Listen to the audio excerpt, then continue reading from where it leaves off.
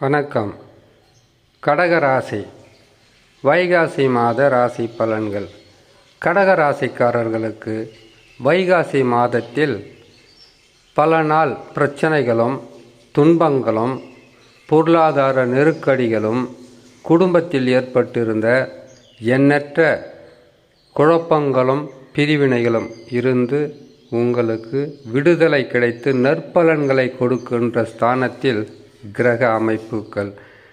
வாழ்க்கையில் கிரகங்கள் நல்ல நிலையில் அமர்ந்துவிட்டால், அதுவும் குரு, சனி, ராகு, கேதுக்கள், இந்த கிரகங்கள் நல்ல நிலையில் அமர்ந்தாலே வாழ்க்கையில் பெரிதளவு போராட்டங்கள் இருக்காது, கஷ்டங்கள் இருக்காது, துன்பங்கள் இருக்காது.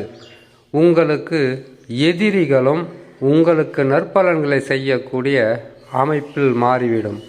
இதே ராஜகிரகங்கள் குரு, சனி, ராகு, கேதுக்கள் பாதகமான இடத்தில் அமர்ந்துவிட்டால் தொடர் துன்பங்களும் இழப்புகளும் பொருளாதார நெருக்கடிகளும் தொழிலில் பின்னடைவும் குடும்பத்தில் சந்தோஷமில்லாமல் கலகமும் கண்ணீருமாகவே இருக்கும்.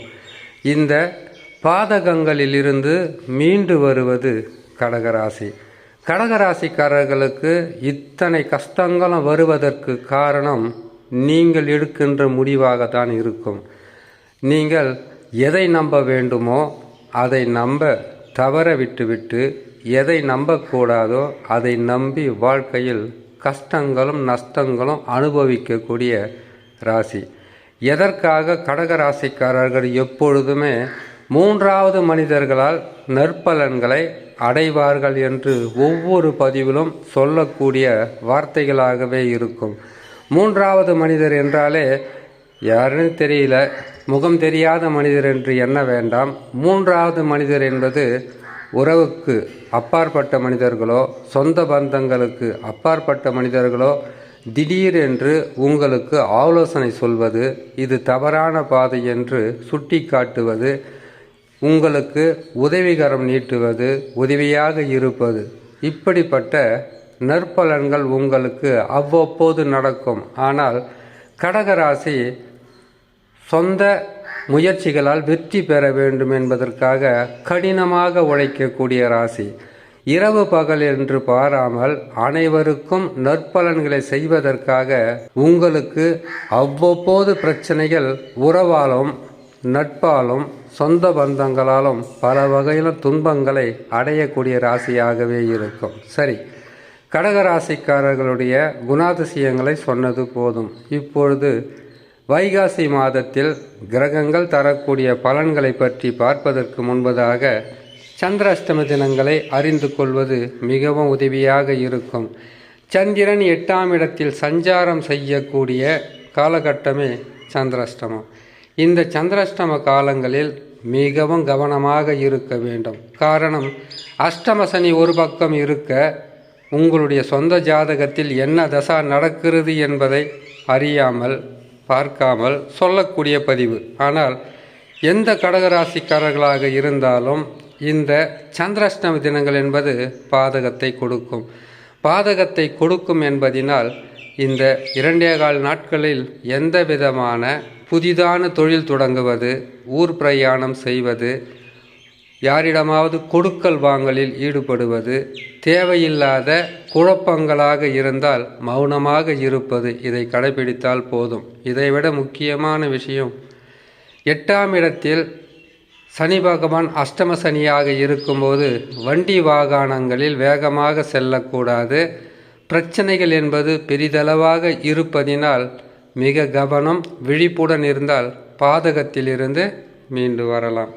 சந்திராஷ்டம தினமாக 29/5/2024 வைகாசி மாதம் 16ஆம் தேதி புதன்கிழமை இரவு 8:01 கும்பராசியில் சந்திர பகவான் சஞ்சாரம் செய்யும் போது உங்களுக்கு சந்திராஷ்டம தினமாக ஆரம்பமாகும். சந்திராஷ்டம தினங்களிலிருந்து மீண்டு வருவதற்குண்டான காலமாக 31/5/2024 வைகாசி மாதம் 18ஆம் தேதி வெள்ளிக்கிழமை இரவு 10:10 34 நிமிடங்களுக்கு மீன ராசியில் சந்திர பகவான் சஞ்சாரம் செய்யும் போது சந்திராஷ்டம தினங்களிலிருந்து மீண்டு வரக்கூடிய நாட்களாக இருக்கும். இம்மாதத்தில் கிரகங்கள் தரக்கூடிய பலன்களை பற்றி பார்க்கலாம்.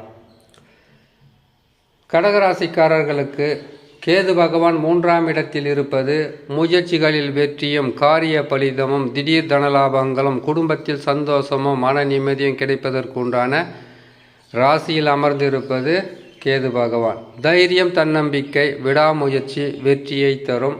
அந்த ஸ்தானத்தில் கேது பகவான் இருப்பது மிகவும் நல்லது. சனி பகவானை பொறுத்தவரையில் அஷ்டம சனியாகவே இருக்கிறார். அவ்வப்போது சில பிரச்சனைகளும் நண்பர்களோ அல்லது உறவுகளோ அல்லது கொடுக்கல் வாங்கல் இதில் ஏதாவது ஒரு மனக்கசப்பான விஷயங்களை சந்தித்தே ஆக வேண்டும். ஏன்னு கேட்டிங்களாக்கா, அஷ்டம சனி இருக்கும்போது நல்ல நிலையில் இருந்தாலும் 3 கிரகங்கள் நல்ல நிலையில் இருந்தாலும் பாதகம் என்பது சனி பகவானால் அவ்வப்போது வந்து கொண்டே இருக்கும். கவனமாக இருக்க வேண்டும், பொறுமையாக இருக்க வேண்டும். கடகராசிக்காரர்களுக்கு 9ஆம் இடத்தில் செவ்வாய் ராகு இணைந்து இருப்பதினால் குடும்பத்தில் சொந்த பந்தங்களால் சிறு பிரச்சனைகள் வந்து விலகுவதற்குண்டான வாய்ப்புகள் இருக்கும். வெளியூர் பிரயாணம் இருக்கும். திடீர் வெளியூர் பிரயாணத்தால் சில விஷயங்கள் உங்களுக்கு நல்லதாக நடப்பதற்குண்டான வாய்ப்புகள் இருக்கும். புதன் சுக்கிரன் இணைந்து தசமகேந்திரம் என்று சொல்லக்கூடிய 10ஆம் இடத்தில் இருப்பதினால் உங்களுக்கு இதுநாள் வரையில் வராமல் இருந்த பணம் வந்து சேரும். கையிருப்பு உங்களுக்கு அதிகரிக்கும். கடனாக இருந்தால் அடைக்கலாம். குடும்பத்தில் சந்தோஷம் நிலவும். குடும்பத்திற்கு தேவையான அனைத்து வகையான பொருட்களும் வாங்கி மகிழலாம். ஒரு சிலருக்கு உங்கள் கைகளில் இருக்கும் காசு, பணம் அல்லது தங்க நகைகளை அடகு வைப்பதற்குண்டான வாய்ப்புகள் இருக்கும். அப்படி இருந்தால் இரட்டிப்பான லாபங்களை தரக்கூடிய நாளாகவே இருக்கும் இந்த வைகாசி மாதத்தில்.